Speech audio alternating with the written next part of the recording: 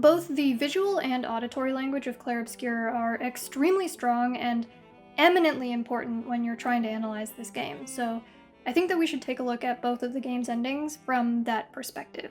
First, let's look at Verso's ending. After defeating Mael, he cradles her in his arms as she pleads for her brother not to leave her again. He says goodbye to his friends, Eskie and Monoko, and watches as both Lune and Ciel fade from existence. He frees his child self, then we cut to the exterior world. The Desandra family mourns together under a darkened sky, but the family is together. They are present in their real world as a united force for the first time during the events of the game. And our scene is full of color.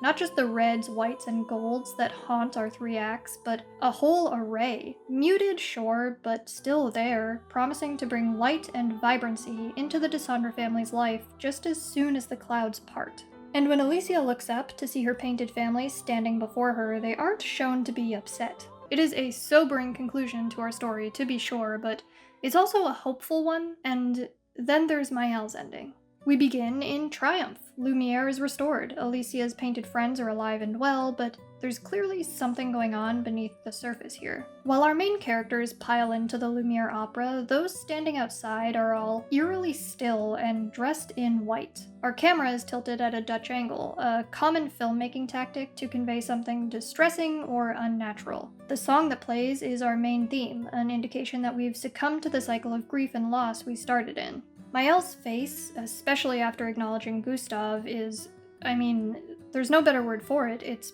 painted. It's been painted into a stiff, amiable expression, as has everyone else's. And then, as Verso takes the stage to perform, our world loses its color. A once beautiful piece of art is leached of all vibrancy. The tilted camera is unsteady. Verso's heavy footsteps harken back to the burdenous sound of his painted father's cane. It's achingly silent, his hands tremble, Mael and the others just stare blankly, anticipatorily until we get jump scared. We cut back to Mael's damaged face, looking very much like that of her families when they lost themselves in their paintings, and a discordant note plays on the piano. After another uncomfortable silence, Verso begins to play. Based on the logic of the game world, as well as the logic of filmmaking, I genuinely do not understand how someone can look at this ending and defend it as having an equivalent moral weight as Verso's.